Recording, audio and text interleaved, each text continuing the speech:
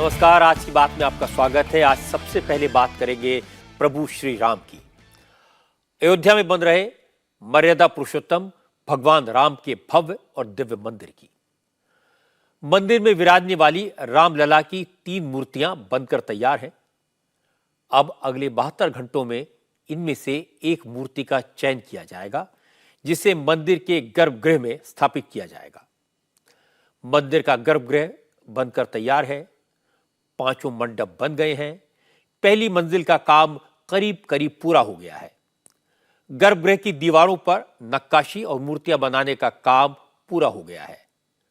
अब रामलला के सिंहासन और गर्भगृह के दरवाजों पर सोने की परत चढ़ाने का काम हो रहा है। आज मैं आपको अयोध्या में बन रहे भव्य राम मंदिर की एक एक डिटेल दूंगा। मंदिर के गर्भगृह की तस्वीरें दिखाऊंगा। मंदिर में कितनी सुंदर नक्काशी हुई है, इसकी झलक आज मैं आपको दिखाऊंगा। मंदिर में रामलला के अलावा और कौन कौन से देवी देवताओं को स्थापित किया जाएगा, कितने और मंदिर बनेंगे, अयोध्या का पूरा प्लान क्या है, इसकी भी बात करेंगे। और इसके साथ साथ मैं आपको यह भी दिखाऊंगा कि राम मंदिर को लेकर अब कैसे सियासत शुरू हो गई है। आज कांग्रेस के नेता राहुल गांधी के सलाहकार सैम पित्रोदा ने कह दिया कि पूरा देश राम भक्ति में डूबा है। यह उनके लिए चिंता की बात है। सैम पित्रोदा ने कहा, प्रधानमंत्री मोदी जिस तरह से मंदिरों में जाते हैं, धार्मिक स्थानों पर जिस तरह से प्रधानमंत्री वक्त बिताते हैं, उन्हें यह देखकर भी हैरानी होती है। सैम पित्रोदा का कहना है कि बीजेपी ने जिस तरह से देश को धर्म के चक्कर में फंसा दिया, उससे देश की तरक्की रुक जाएगी और यह ठीक नहीं है। उन्होंने कहा कि आस्था और भक्ति पर्सनल मैटर्स हैं। इनमें राजनीतिक पार्टियों, नेताओं और सरकारों को नहीं पड़ना चाहिए। सैम पित्रोदा के बयान पर इंडिया अलायंस के दूसरे नेताओं ने क्या कहा और बीजेपी ने कैसे कांग्रेस पर काउंटर अटैक किया, इसकी चर्चा भी आज करेंगे। लेकिन सबसे पहले बात राम कामकाज की। अयोध्या में बन रहे विशाल भव्य मंदिर की। अयोध्या में अब आसमान से ही राम मंदिर दिखने लगा है। चूंकि मंदिर का प्रथम तल करीब करीब बन चुका है, इसलिए मंदिर अब आकार लेने लगा है, परकोटा बन गया है। ग्राउंड फ्लोर पर सीढ़ियों से लेकर गर्भगृह तक का काम पूरा हो चुका है। 70 एकड़ में फैले मंदिर परिसर में निर्माण का काम सिर्फ 21 एकड़ में हो रहा है। बाकी एरिया पूरी तरह ग्रीन रखा गया है। इसमें भी रामलला का मंदिर सिर्फ 2.7 एकड़ में होगा। 22 जनवरी को प्राण प्रतिष्ठा समारोह संपन्न होने के बाद भक्त राम मंदिर में दक्षिण द्वार से प्रवेश कर पाएंगे। मंदिर परिसर में पहुंचते ही 32 सीढ़ियां होंगी। इन सीढ़ियों के जरिए रामलला के गर्भगृह की तरफ आगे बढ़ना होगा। सीढ़ियों के ऊपर 3 द्वार हैं, सिंह द्वार, गज द्वार और हनुमान द्वार। इन दरवाजों के जरिए भक्त भूतल पर मौजूद बरामदे में पहुंचेंगे। यहां एक के बाद एक 5 मंडप हैं। नृत्य मंडप, रंग मंडप, सभा मंडप, प्रार्थना मंडप और कीर्तन मंडप। इन मंडपों में भक्तों के बैठने का इंतजाम है। जो मंडप बने हैं उनकी दीवारों पर शानदार नक्काशी की गई है। खंभों पर हिंदू देवी देवताओं और वैदिक परंपराओं के प्रतीकों को उकेरा गया है। इन 5 मंडपों को पार करके भक्त जब गर्भगृह तक पहुंचेंगे तो उन्हें रामलला का विग्रह विराजता हुआ नजर आएगा। अयोध्या के राम मंदिर का गर्भगृह 20 फीट लंबा और 20 फीट चौड़ा बनाया जा रहा है। इसकी ऊंचाई 161 फीट होगी। गर्भगृह को सफेद मकराना मार्बल से इतना मजबूत बनाया गया है कि अगले 1000 साल तक उसको खरोंच तक नहीं आएगी। मंदिर का गर्भगृह, ये गर्भगृह है। It is pure white Makrana marble. मंदिर ground floor, first floor, second floor. नीचे नो बेसमेंट, ग्रेनाइट है, ठोस 100% सॉलिड।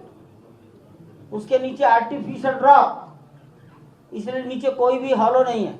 अगर मैं परकोटा ग्रेनाइट, सैंडस्टोन और मकरना मार्बल सबको मैं इंक्लूड कर लूं, approximately 21 to 22 lakh cubic feet stone work. इतना बड़ा स्टोन स्ट्रक्चर नॉर्दर्न इंडिया में भी 100-200 साल में बना नहीं होगा। प्राण प्रतिष्ठा गर्भगृह में होगी, ये तैयार है, फ्लोरिंग चल रहा है।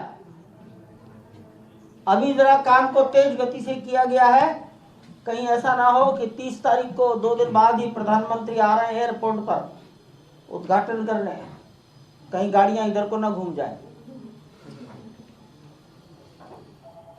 इसलिए बहुत सावधानी रखी जा रही है। इस वक्त राम भक्तों के मन में एक उत्सुकता है कि रामलला की मूर्ति कैसी होगी, जो मूर्ति स्थापित की जाएगी उसकी खासियत क्या होगी, और रामलला का जो विग्रह अब तक टेंट में था, जिस मूर्ति की पूजा हो रही थी, उसका क्या होगा, उसे कहां स्थापित किया जाएगा। तो मैं आपको यह भी बता देता हूं कि रामलला की जिस मूर्ति की अभी स्थापना हो रही है, वो मूर्ति गर्भगृह में ही स्थापित की जाएगी। इसकी पूजा अर्चना उसी नियम से होगी जैसे अभी होती है, लेकिन चूंकि रामलला का यह विग्रह छोटा है, भक्तों को दूर से दर्शन करने में दिक्कत होगी, इसलिए अब रामलला की 51 इंच ऊंची मूर्ति गर्भगृह में स्थापित की जाएगी, जिसकी प्राण प्रतिष्ठा प्रधानमंत्री नरेंद्र मोदी 22 जनवरी को करेंगे। रामलला का यह विग्रह 5 वर्ष के बालक का होगा। वाल्मीकि रामायण में प्रभु राम के बाल स्वरूप का जो वर्णन बालकांड में है, उसी के अनुरूप विग्रह तैयार किया गया है। अभी रामलला की 3 मूर्तियां बनाई गई हैं, 2 काले पत्थर की हैं और 1 सफेद पत्थर की। अब इन 3 मूर्तियों में से किसकी स्थापना होगी, इसका चुनाव ट्रस्ट की कमेटी करेगी, जिसमें एक्सपर्ट्स हैं। इस कमेटी मीटिंग परसों यानी 29 दिसंबर को होनी है। उसी दिन गर्भगृह में स्थापित होने वाली मूर्ति का चयन हो जाएगा और उम्मीद यह है कि जनवरी के पहले हफ्ते में राम जन्मभूमि तीर्थ क्षेत्र ट्रस्ट इसका ऐलान भी कर देगा कि प्राण प्रतिष्ठा के लिए किस मूर्ति का चयन किया गया है। भगवान की 3 मूर्तियां बनाई। हम लोगों ने अभी तक रामलला की जो मूर्तियां देखी हैं वो 1-1.5 साल के घुटने पर चलने वाले बालक की देखी। यहाँ जो मूर्ति बन रही है वो 5 फुट की है और वो 1-1.5 साल के बालक की नहीं है, वो 5 साल के बालक की। दोनों भाव, बालक का स्मित चेहरा और फिर दिव्यता की आभा, आशीर्वाद की मुद्रा। 5 फुट की मूर्ति। मैंने विश्व के प्रवास में कहीं 5 साल के बालक राम की छवि नहीं देखी है। ये शायद पहली मूर्ति होगी, अद्भुत होगी। 17 जनवरी को रथारूढ़ होकर के नगर भ्रमण के लिए निकलेंगे। उसके बाद में जो विधियां हैं, 1 दिन का जलवास, 1 दिन का अन्नवास, 1 दिन का शय्यावास, ये सब हो करके और फिर 22 जनवरी को अभिजीत मुहूर्त में जब आंखों से पट्टी हटाई जाएगी तो विश्व के सब हिंदुओं की श्रद्धा का भाव उस मूर्ति में प्राण प्रतिष्ठित कर देगा और यह हिंदुओं के सांस्कृतिक पुनर्जागरण की शुरुआत होगी। रामलला की मूर्ति के चयन के साथ साथ एक सवाल यह भी है कि रामलला का सिंहासन कैसा होगा। मेरी जानकारी यह है कि 51 इंच ऊंची रामलला की मूर्ति को 3 फीट ऊंचे और 8 फीट चौड़े सिंहासन पर इस तरह स्थापित किया जाएगा जिससे मंदिर के गर्भगृह के बाहर खड़े भक्तों को रामलला के चरणों से लेकर माथे तक पूरे स्वरूप के दर्शन आसानी से हो सके। मूर्ति का वास्तु इस तरह का है कि हर साल रामनवमी के दिन सूर्य की किरणें रामलला के मस्तिष्क का अभिषेक करेंगी। रामलला का जो सिंहासन बना है उसे सोने से बढ़ा जाएगा। फिलहाल करीब 140 स्क्वायर फीट एरिया के इस सिंहासन पर तांबे के तारों की कसाई हो रही है और इसके बाद तांबे के तारों के ऊपर सोने की परत चढ़ाई जाएगी। पता ये चला कि रामलला की 3 मूर्तियों में से एक की स्थापना होगी, जबकि दूसरे 2 विग्रह भी मंदिर में ही रहेंगे। एक चल विग्रह होगा जो समय समय पर त्योहारों और पर्वों के मौकों पर भक्तों के दर्शन के लिए बाहर रखा जाएगा या फिर उसे नगर में निकाला जाएगा। बड़ी बात यह कि रामलला का मंदिर 2000 वर्ष पुरानी पंचायतन परंपरा के अनुसार हो रहा है, यानी एक ही जगह पर 5 देवी देवताओं की पूजा का स्थान। अयोध्या में बन रहे इस भव्य मंदिर में गर्भगृह में रामलला स्थापित होंगे, जबकि गर्भगृह के चारों कोनों पर सूर्य, शिव, देवी भगवती और गणपति के 4 मंदिर और बने हैं। इसके भी चारों भुजाओं पर 6 मंदिर हैं। एक कोने पर सूर्य भगवान का मंदिर होगा। राम सूर्यवंश में पैदा हुए।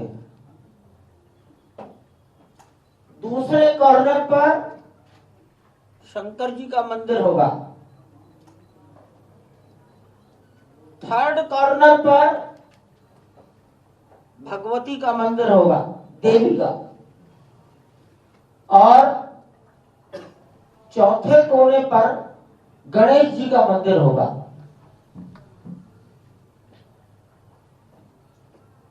राम भगवान विष्णु का अवतार। सूर्य, शंकर, भगवती, गणपति और विष्णु, ये कहलाएंगे पंचायतन। ये कॉन्सेप्ट कम से कम 2000 साल पहले शंकराचार्य जी ने दिया है। 5 देवताओं की पूजा, इसमें सारा भारत, सारी श्रद्धाएं समाहित हो जाएंगी। 7-8 महीने बाद यहां 7 मंदिर और बनेंगे। भगवान राम के मंदिर में कुल 118 दरवाजे होंगे। ये सारे दरवाजे तेलंगाना के सिकंदराबाद में बन रहे हैं। जो अनुराधा टिम्बर्स कंपनी राम मंदिर के द्वार बना रही है, वो 100 साल से लकड़ी का काम करती है। सारे दरवाजे महाराष्ट्र से लाई गई सागवान की लकड़ी से बने हैं। इसी कंपनी ने यदाद्री मंदिर के दरवाजे बनाए थे। मंदिर के दरवाजे बनाने के काम में तमिलनाडु के 100 से ज्यादा कारीगर जुटे हुए हैं। सारे दरवाजे पुरानी तकनीक से बनाए जा रहे हैं। इनमें कोई नट बोल्ट नहीं लगाए जा रहे, जिससे मंदिर के दरवाजे 1000 साल या इससे ज्यादा समय तक टिक सके। 118 दरवाजे 4 अलग अलग डिजाइनों में बने हैं। मंदिर में एंट्री के 3 गेट हैं। इसके अलावा गर्भगृह का अलग दरवाजा है। गर्भगृह के दरवाजे की ऊंचाई 8 फीट है और चौड़ाई 12 फीट। ये विशाल द्वार 5 इंच मोटा होगा। गर्भगृह के दरवाजे को भी सोने से बढ़ा जाएगा। ये हमने बनाया बिना कोई नेल या स्क्रू यूज़ नहीं किया। ये wood to wood joinery system ने हमने बनाया। बहुत पुराना टेक्निक यूज़ किया था और इसमें पूरा सारा लकड़ी बलारसा से लिया था और वेरी हाई क्वालिटी 100 लॉग से हमने चुन के सिर्फ 20 लकड़ी को सेलेक्ट करके हमने यूज़ किया इस मंदिर के लिए। 1000 साल मिनिमम ये डोर्स रहने जैसा हमने पुराना तरीका से हमने बनाया था। गर्भगुड़ी दरवाज़ा नगारा शैली के अंदर बनाया गया है। इसको डिज़ाइन किया सोमपुरा जी आर्किटेक्ट्स ने। वो लोग काफ़ी साल पहले इसका सब चीज़ का डिज़ाइन हो गया था। वही डिज़ाइन में हम लोग बहुत डिटेल फाइन कार्विंग किया था। पूरा 18 मेन डोर्स जो गर्भगुड़ी का, सेंटर मंडप का, साइड मंडप का, ये पूरा हमने कंप्लीट कर दिया। इसको पूरा गोल्ड लीफिंग का काम अभी चल रहा है। 1 जनवरी 1 तारीख से हम लोग उसका फिटिंग कर देंगे। ऑलरेडी एक बार फिटिंग हो गया और अभी रेडी है ओपनिंग के लिए। भारत में मंदिरों के निर्माण की 16 अलग अलग शैलियां रही हैं, जिनमें से 3 प्रमुख शैलियां हैं, नागर, द्रविड़ और पगोडा। भगवान राम का मंदिर नागर शैली में बनाया जा रहा है, जो उत्तर भारत की शैली है। लेकिन इसमें साउथ इंडियन और बेसर शैली की खूबियों को भी शामिल किया गया है। मतलब ये कि अयोध्या में रामलला का मंदिर संपूर्ण भारत की झलक पेश करेगा, सामूहिकता और सहभागिता का प्रतीक बनेगा। इसीलिए भगवान राम के मंदिर में परकोटा भी बनाया गया है, जबकि आमतौर पर उत्तर भारत के मंदिरों में परकोटे नहीं होते। 14 feet wide,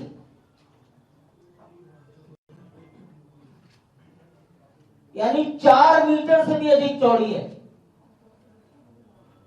running length 750 meters,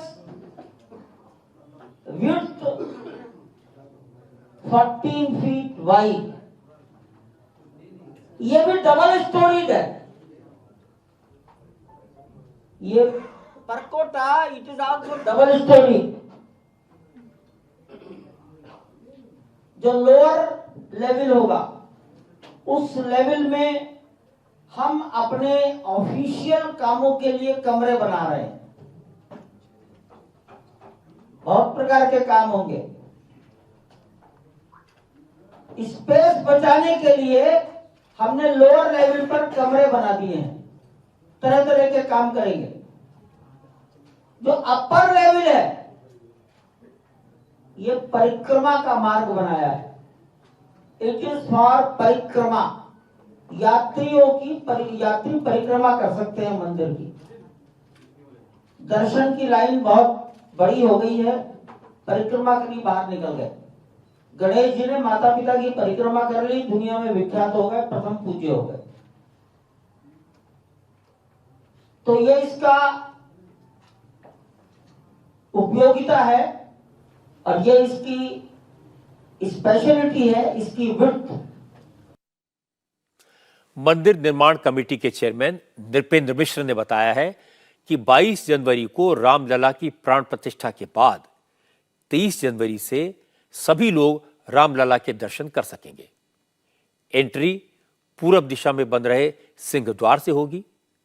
भगवान के दर्शन के बाद भक्त सीधे परिक्रमा के लिए चले जाएंगे। 23 जनवरी से 23 जनवरी 2024 जी, जो श्रद्धालु आएगा वो यहाँ से आएगा। सिंह द्वार, ये ईस्टर्न गेट है। अच्छा ईस्टर्न गेट है। ईस्टर्न गेट का यह परकोटा है।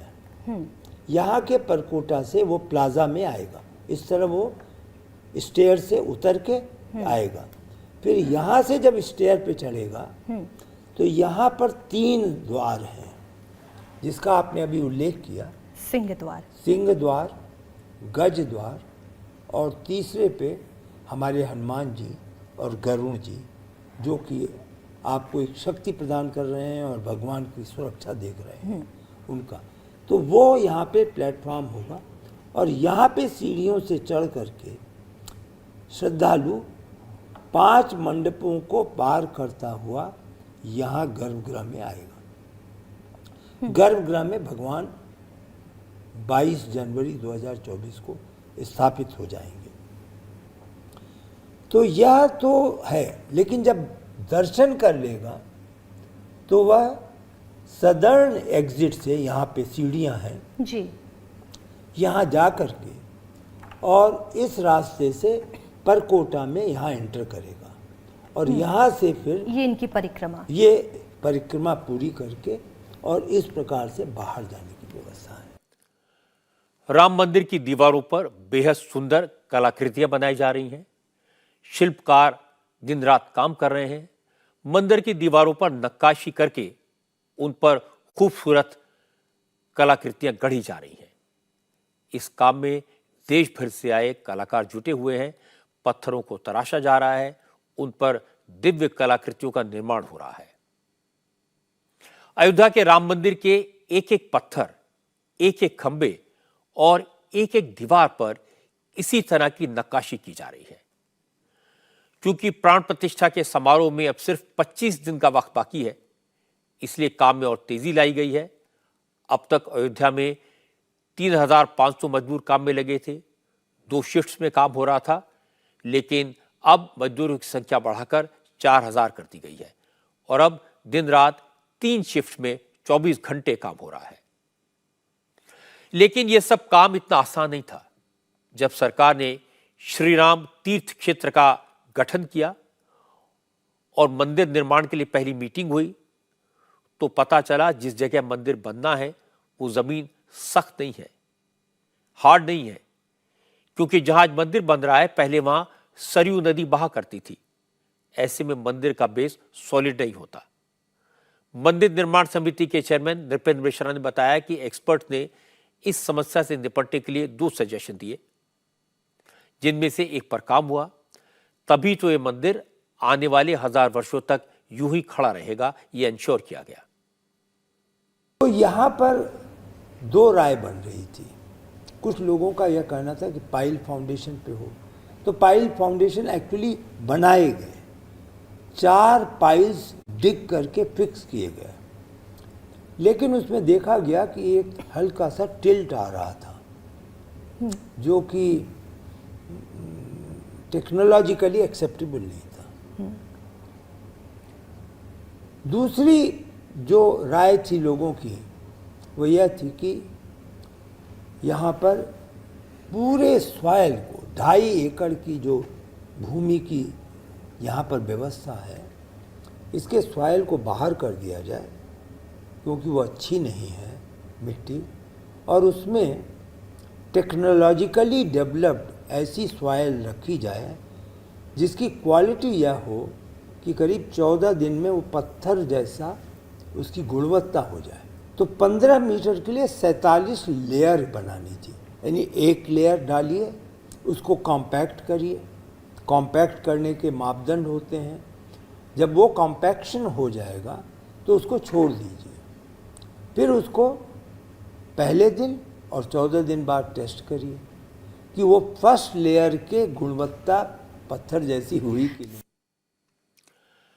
रामलला का जो मंदिर बन रहा है उसकी डिटेल सुनकर, निर्माण की तस्वीरें देखकर दुनिया भर में करोड़ों राम भक्तों को उस पल का बेसब्री से इंतजार है जब वो पूरे मंदिर की भव्यता अपनी आंखों से देख सकेंगे। लेकिन इतना तो तय है कि भगवान श्री राम का मंदिर जब पूरी तरह बनकर तैयार हो जाएगा तो पूरी दुनिया का ये सबसे खूबसूरत, सबसे भव्य और सबसे दिव्य मंदिर होगा। ये पूरी दुनिया के राम भक्तों की आस्था का केंद्र होगा, भक्ति और शक्ति का प्रतीक होगा, सनातन की अनंत और अमिट परंपराओं का वाहक होगा। इसीलिए पूरी दुनिया के राम भक्तों को 22 जनवरी का इंतजार है, जब प्रधानमंत्री नरेंद्र मोदी रामलला की प्राण प्रतिष्ठा करेंगे। लेकिन बड़ी बात है कि इसके साथ साथ पूरी अयोध्या को सुंदर बनाया जा रहा है, पूरी अयोध्या नगरी को भव्य स्वरूप दिया जा रहा है। यहाँ का एयरपोर्ट, यहाँ का रेलवे स्टेशन जबरदस्त टेक्नोलॉजी के साथ, मॉडर्न फैसिलिटीज के साथ सुंदर स्वरूप में बनाया जा रहा है। और रामलला का भव्य मंदिर बनने की, अयोध्या के पुनर्निर्माण की खुशी पूरी दुनिया में है। तमाम देशों से लोग राम मंदिर के उद्घाटन के मौके पर अपनी अपनी श्रद्धा के हिसाब से उपहार भेज रहे हैं। प्राण प्रतिष्ठा समारोह में इस्तेमाल होने वाली चीजें भेजी जा रही हैं। Cambodia, Sri Lanka, Mauritius, Suriname, Cambodia से लेकर नेपाल और भूटान से रामलला के लिए उपहार भेजे जा रहे हैं। नेपाल में जनकपुर के लोग खुद को माता सीता का परिवार मानते हैं, खुद को राम की ससुराल पक्ष का प्रतिनिधि मानते हैं। इसलिए जनकपुर में तो अयोध्या को लेकर वैसी ही आस्था है जैसी हमारे देश में है। जनकपुर से रामलला की मूर्ति को स्नान कराने के लिए 30 पवित्र नदियों का जल भेजा जा रहा है। वस्त्र, आभूषण और मेवा उपहार स्वरूप भेजे गए हैं। जनकपुर के राम जानकी मंदिर के महंत ने कहा, रामलला की प्राण प्रतिष्ठा के दिन जनकपुर में भी दीपोत्सव मनाया जाएगा।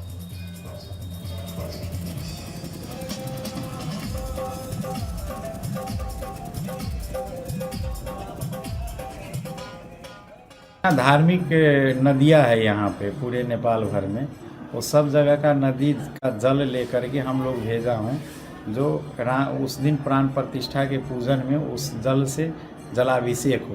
विशेष रूप से यहाँ जो अभी देख रहे हैं अयोध्या के लिए जो हम लोग तैयारी कर रहे हैं, ये तो सबको अभी पूरा वर्ल्ड, अभी विश्व इसमें ललाहित है, खुशी है। ये तो राम जी का पूर्ण रूप से आप ससुराल में आए, जहाँ पर राम जी का शादी हुआ था और दूल्हा बना था। ये आप पहुना के घर में आए हैं।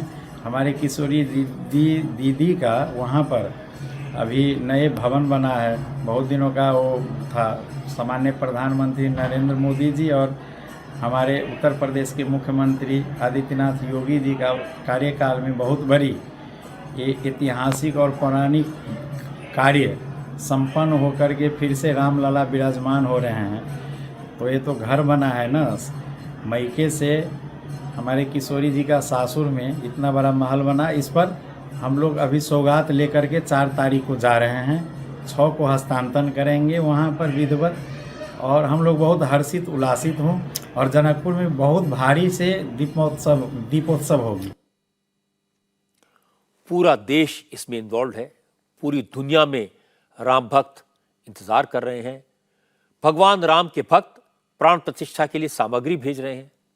प्राण प्रतिष्ठा के लिए जोधपुर से देसी घी भेजा गया है, हल्दी कंबोडिया से आई है। श्री राम तीर्थ क्षेत्र ट्रस्ट के कोषाध्यक्ष स्वामी गोविंद देवगिरी ने बताया कि पुणे की महिलाएं रामलला को पहनाने के लिए वस्त्र बना रही हैं, जिन पर सोने के धागों से कढ़ाई की जा रही है। स्थान स्थान से शिलाएं जाकर के राम मंदिर के लिए समर्पित हुई। अब मैं कल ही अयोध्या से आया हूं, तो अयोध्या में जोधपुर से 6 टन गोघृत भेजा गया बड़े समारोह के साथ। कंबोडिया से हल्दी भेजी गई और ऐसा सब स्थानों से कोई न कोई सेवा चल रही है। तो यहाँ से पुणे से भी यह 2 धागे श्री राम के लिए इस प्रकार की सेवा करने में अनघा जी का दृष्टिकोण ये है कि भगवान श्री राम के वस्त्र जिससे बनेंगे वह वस्त्र यहाँ पर बुन करके तैयार किया जाए, उसमें स्वर्ण का भी समावेश रहे और उसमें सभी के हाथ लगे, सबको ऐसे लगे कि मैंने बुना हुआ वस्त्र भगवान श्री रामलला धारण करने वाले हैं। मैंने वो दिन देखे हैं जब 1992 में 1992 में कार सेवा शुरू हुई थी। उस वक्त देश घर में घर घर से राम शिलाएं अयोध्या के लिए निकली थी और वैसा इन्वॉल्वमेंट, वैसी भावनाएं अब फिर दिखाई देने लगी हैं। लेकिन मुझे याद है उस वक्त के माहौल में और आज के वातावरण में कितना अंतर है। उस वक्त आंदोलन की शुरुआत थी, अनिश्चितता थी, माहौल में गर्मी थी, कहीं कहीं विद्वेष का भाव भी था, लोगों में भक्ति के साथ साथ क्रोध भी था। लोगों को लगता था कि 500 साल हो गए, इंतजार कर रहे हैं। अयोध्या का मंदिर, भगवान राम का मंदिर अगर उनके जन्म स्थान पर नहीं बनेगा तो कहां बनेगा। आज आंदोलन की परिणति का वक्त आ गया है, नई शुरुआत का वक्त आ गया है। अब कोई अनिश्चितता नहीं है, कोई विद्वेष नहीं है, कोई नाराजगी नहीं है, सिर्फ भक्ति है, शांति है, सद्भाव है और ये फर्क बहुत बड़ा फर्क है। उस वक्त भी लोग भक्ति रस में डूबे थे, आज भी भगवान राम की भक्ति में भाव विभोर है। उस वक्त भी गांव-गांव से, शहर-शहर से, घर-घर से रामशिलाएं आ रही थी। आज भी घर घर में राम मंदिर के लिए सहयोग और समर्पण का भाव दिखाई दे रहा है। उपहार आ रहे हैं, दक्षिण में राम मंदिर के दरवाजे बन रहे हैं, गुजरात के शिल्पकार हैं, उत्तर से दक्षिण तक, पूर्व से पश्चिम तक के मूर्तिकार और मजदूर इस काम में जुटे हैं। पूरे देश के लोग दान दे रहे हैं। मुस्लिम भाइयों ने भी मंदिर के लिए दिल खोलकर दान दिया है। ये प्रभु राम की सार्वभौमिकता का प्रमाण है। अयोध्या में बन रहा राम मंदिर देश की एकता का प्रतीक है, इसलिए प्राण प्रतिष्ठा के समारोह को उसी भावना से लेना चाहिए। लेकिन दुख की बात है, कुछ नेता ऐसे ही हैं, कुछ पार्टियां ऐसी हैं जो इस मौके पर भी राजनीति कर रही है। कांग्रेस के नेताओं को राम भक्ति में डूबे लोग पसंद नहीं आ रहे। आज कांग्रेस के नेता सैम पित्रोदा ने बात कही। वो इस बात से दुखी हैं, परेशान हैं कि इस वक्त पूरा देश राममय क्यों हो गया है। उन्हें इस बात की परेशानी है कि हर जगह भव्य राम मंदिर की बात क्यों हो रही है। सैम पित्रोदा ने कहा कि राम मंदिर से देश का भला नहीं होगा, इससे आधुनिक भारत को कुछ नहीं मिलेगा। मंदिर बनने से महंगाई, बेरोजगारी या पॉल्यूशन खत्म नहीं हो जाएगा। इतनी भूमिका बांधने के बाद सैम का असली दर्द सामने आया। उन्होंने कहा, प्रधानमंत्री मंदिर मंदिर क्यों घूमते रहते हैं? देश के प्रधानमंत्री सारा काम छोड़कर धर्म के काम में क्यों लगे रहते हैं? ये सही नहीं है। सैम पित्रोदा ने कहा कि देश के लोगों से अब लोग डिसाइड करें, ये वक्त आ गया कि राम मंदिर चाहिए या रोजगार चाहिए। Too much importance given to religion. We are on wrong direction. When nation is all involved in Ram temple, Ram Mandir, Diya Jalao, okay, that bothers me.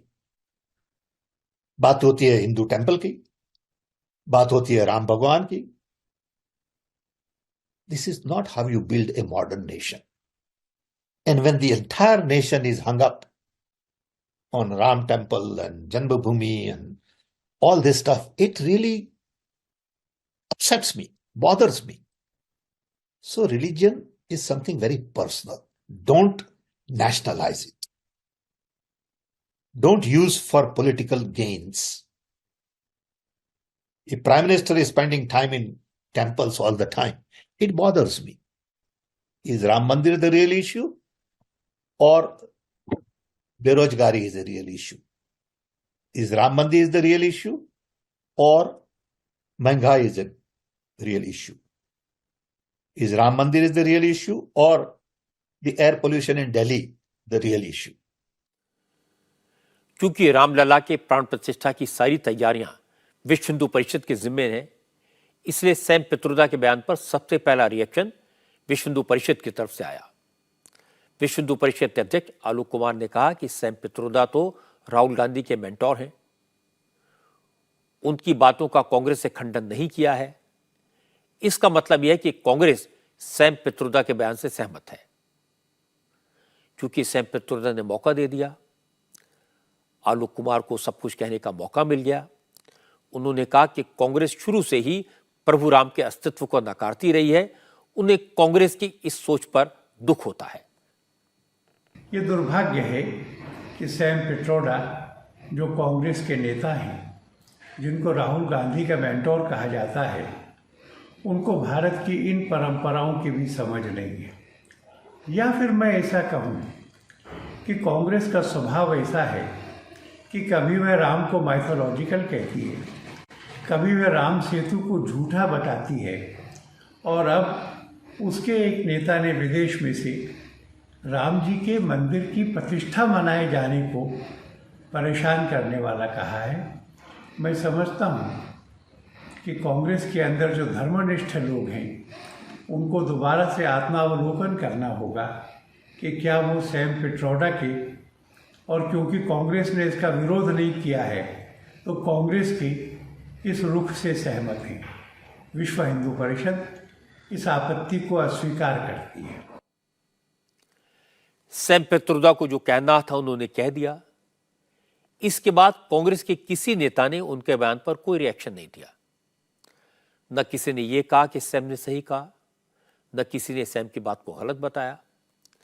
Congress के साथ साथ विरोधी दलों के गठबंधन में शामिल पार्टियों के लिए भी सैम पित्रोदा के बयान का बचाव करना मुश्किल हो रहा है। आम आदमी पार्टी ने इस मुद्दे पर कांग्रेस से किनारा कर लिया। दिल्ली के हेल्थ मिनिस्टर, आम आदमी पार्टी के स्पोक्स पर्सन सौरभ भारद्वाज ने कहा कि राम मंदिर अलग मुद्दा है और महंगाई बेरोजगारी अलग इशू।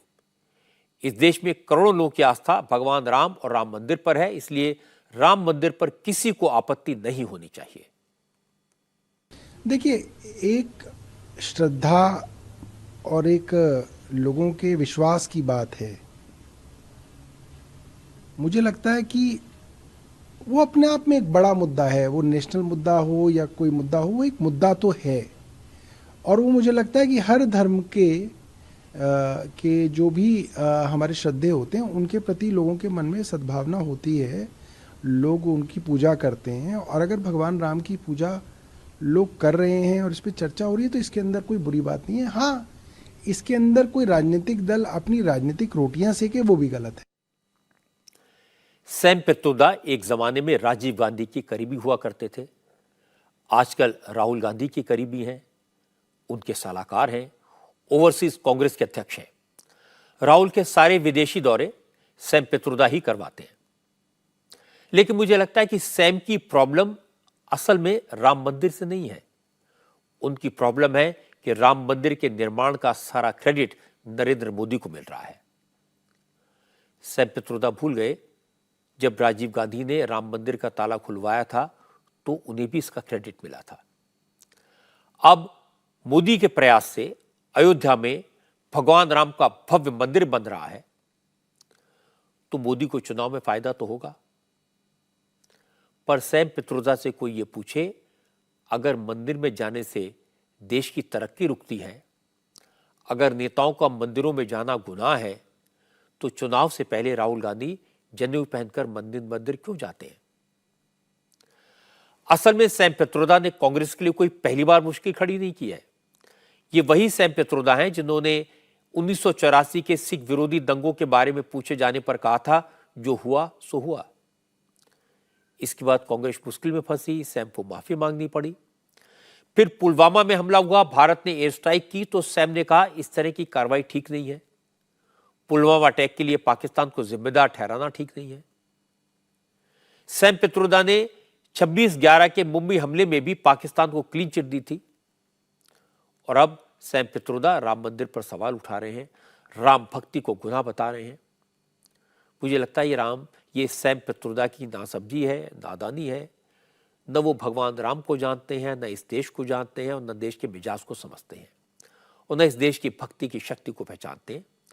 इसीलिए उन्होंने प्रभु राम के बारे में, राम मंदिर के बारे में ऐसी बातें कही। सैम के बयान पर कांग्रेस की खामोशी और भी हैरान करने वाली है, और ये खामोशी कांग्रेस को महंगी भी पड़ सकती है। सैम पित्रोदा के अलावा राहुल गांधी के एक और सलाहकार हैं जयराम रमेश। जयराम रमेश ने अब राहुल गांधी की दूसरी यात्रा की प्लानिंग पूरी कर ली है। आज जयराम ने बताया कि राहुल गांधी अब न्याय यात्रा पर निकलेंगे। ये यात्रा 6000 किलोमीटर की होगी। 14 जनवरी को मणिपुर से शुरू होगी और 20 मार्च को मुंबई में खत्म होगी। यात्रा 14 राज्यों से होकर गुजरेगी। भारत जोड़ो यात्रा में राहुल पैदल चलकर कन्याकुमारी से कश्मीर तक गए थे। इस बार न्याय यात्रा में राहुल बस के जरिए मणिपुर से 14 राज्यों से होते हुए महाराष्ट्र तक आएंगे। जयराम रमेश ने कहा, यह पॉलिटिकल यात्रा नहीं है, न ही इस यात्रा का इलेक्शन से कोई लेना देना है। ये यात्रा लोगों को न्याय दिलाने के लिए है, लोकतंत्र और संविधान बचाने के लिए है। जयराम रमेश ने कहा, अगर इंडिया अलायंस के नेता इसमें शामिल होना चाहें तो हो सकते हैं। भारत जोड़ो यात्रा के समय में उन्होंने अपनी आवाज बढ़ती हुई आर्थिक विषमताओं के बारे में, बढ़ती हुई सामाजिक ध्रुवीकरण के बारे में और बढ़ती हुई राजनीतिक तानाशाही के बारे में उन्होंने अपने विचार जनता के बीच में रखा। अब ये यात्रा दूसरे चरण में भारत न्याय यात्रा है। आर्थिक न्याय के लिए, सामाजिक न्याय के लिए और राजनीतिक न्याय के लिए। लोकतंत्र को बचाना है, संविधान को बचाना है।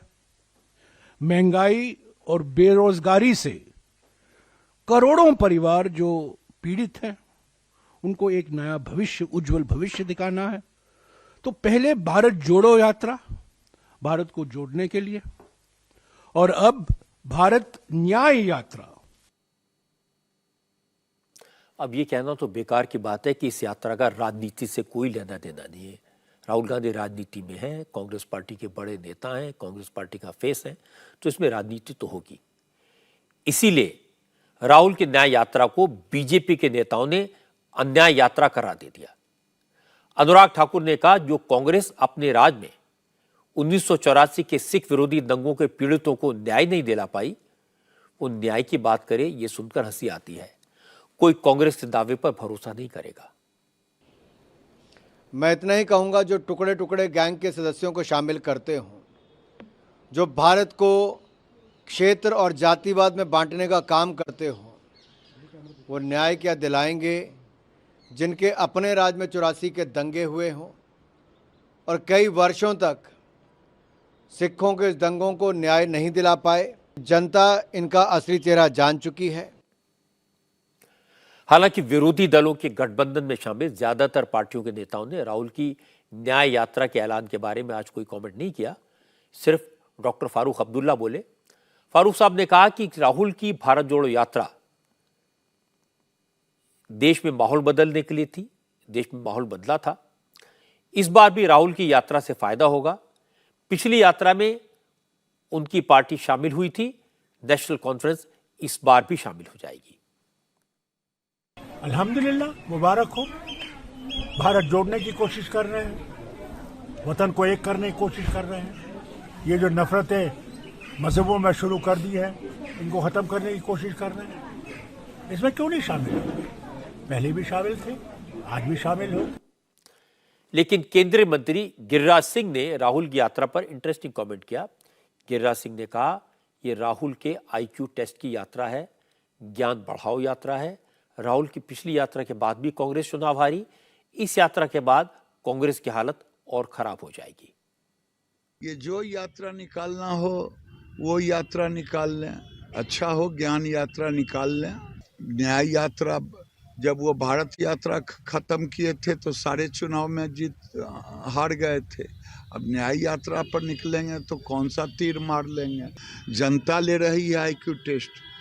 ये जहाँ कहते थे मैं ये जीतूंगा, वो जीतूंगा, वो जीतूंगा, 0-5 रहेगा, तो जनता उनका टेस्ट ले रही है।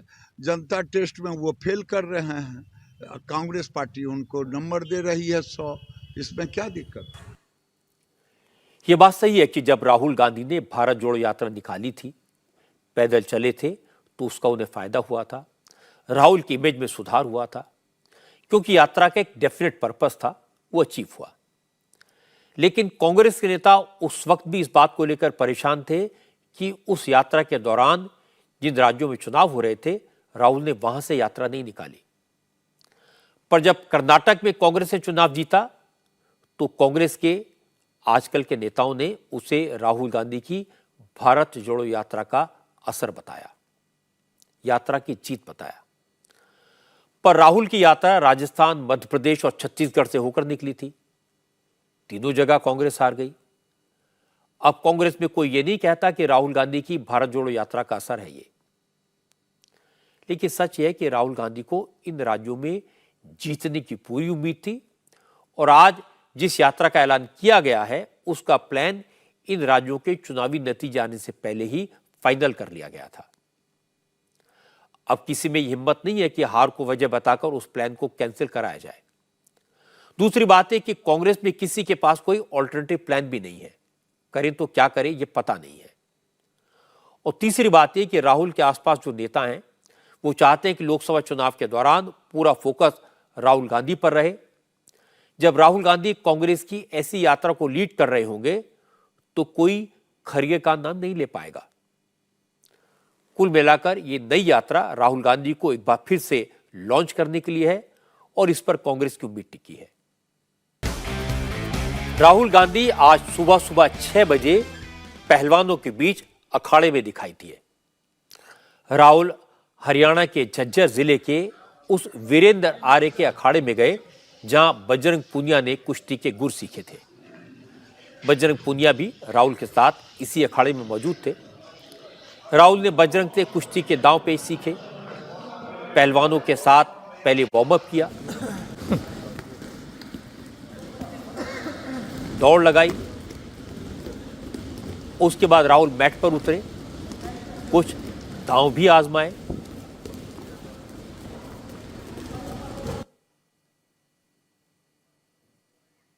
उन्होंने तो मैट शूज, रेसलिंग शूज डाले, उसके बाद रनिंग की, रनिंग करके एक्सरसाइज की।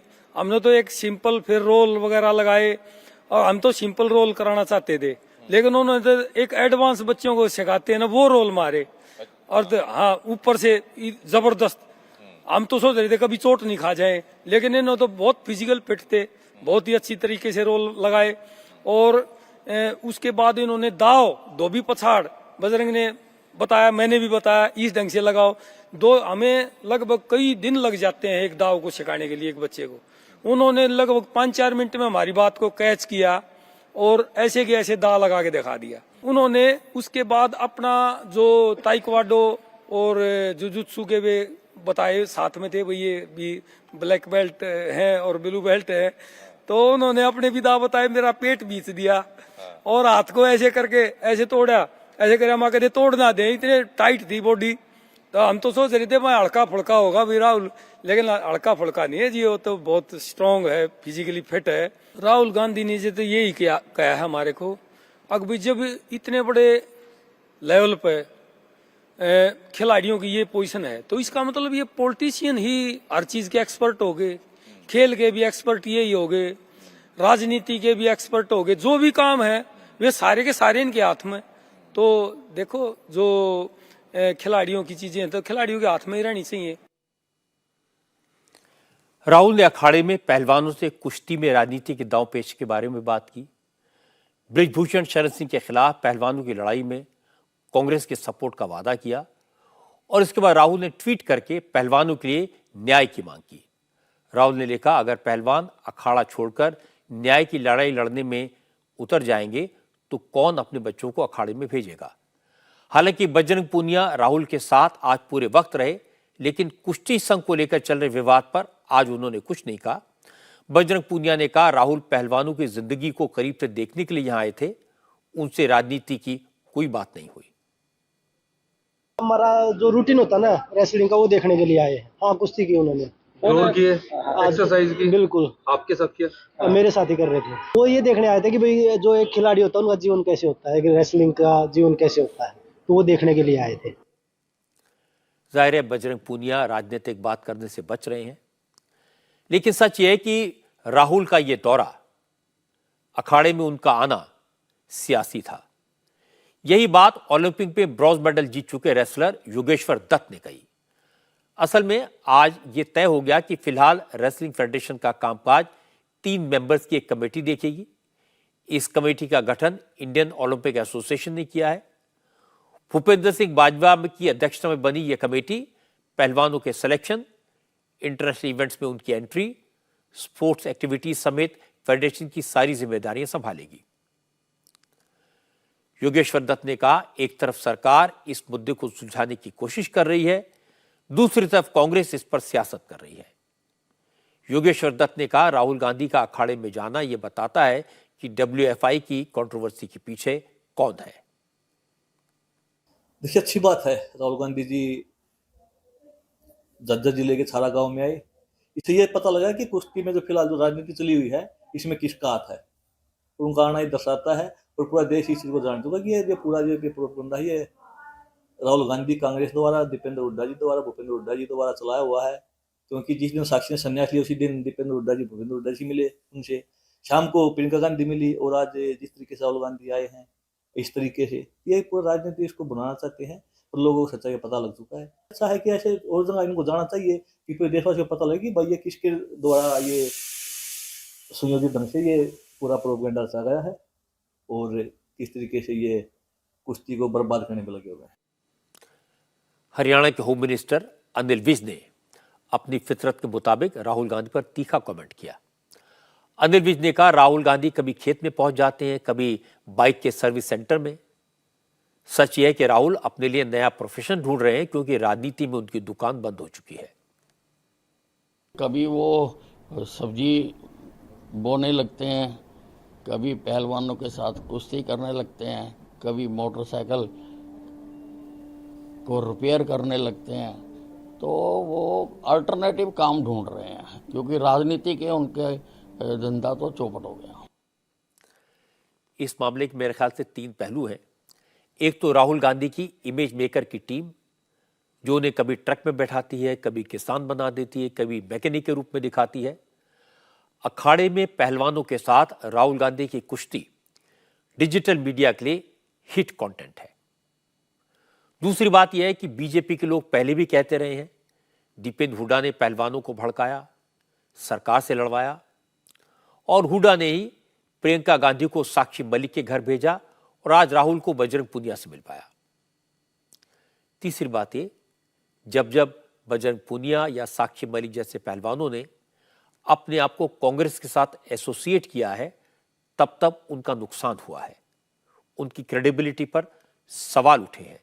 बीजेपी के लोगों को कहने का मौका मिला कि वो राजनीति के लिए ये सब कर रहे हैं, लेकिन जब जब उन्होंने जनता से सीधे अपनी बात कही, जब जब देश की पब्लिक ने उनके आंसू देखे, तो उन्हें पब्लिक की सिंपैथी मिली। और जब पब्लिक उनके साथ खड़ी हुई, तब तब खेल मंत्रालय पर प्रेशर बना और सरकार ने अपने कदम वापस लिए।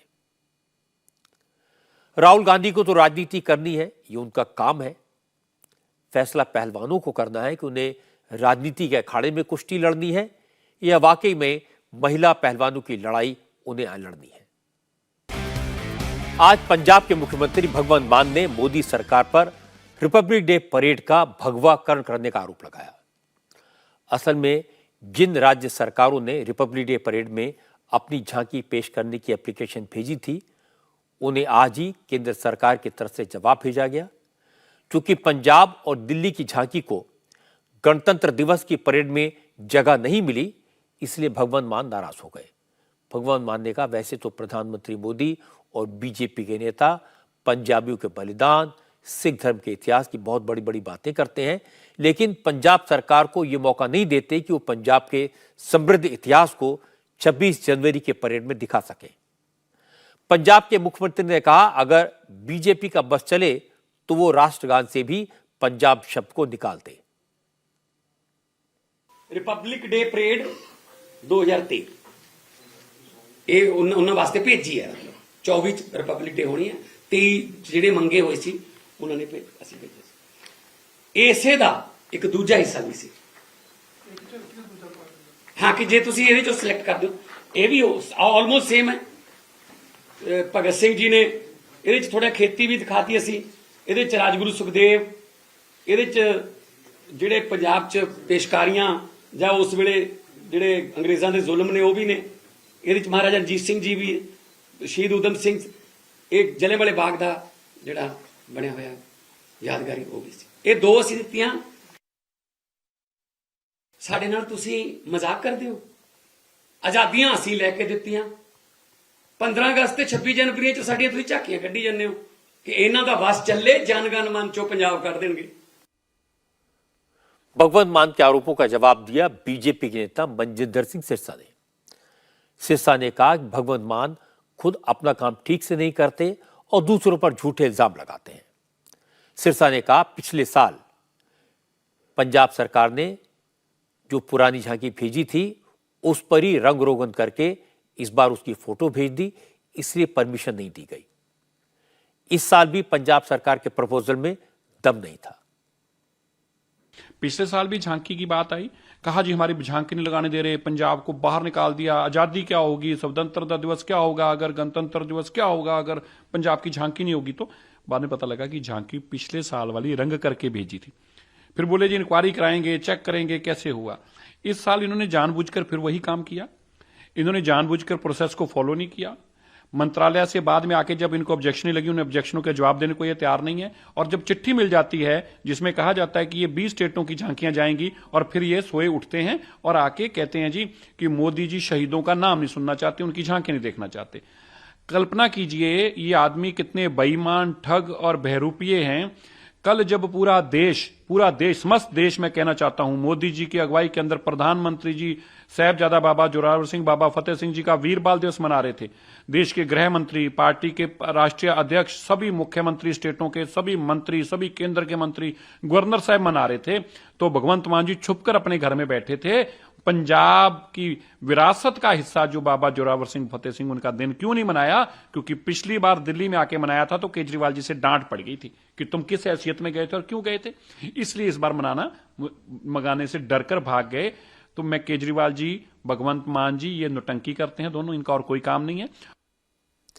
यह बात सही है कि हर राज्य सरकार 26 जनवरी की परेड में अपनी झांकी पेश करना चाहती है, लेकिन सब लोगों के लिए वहां जगह नहीं होती, वक्त की कमी होती है।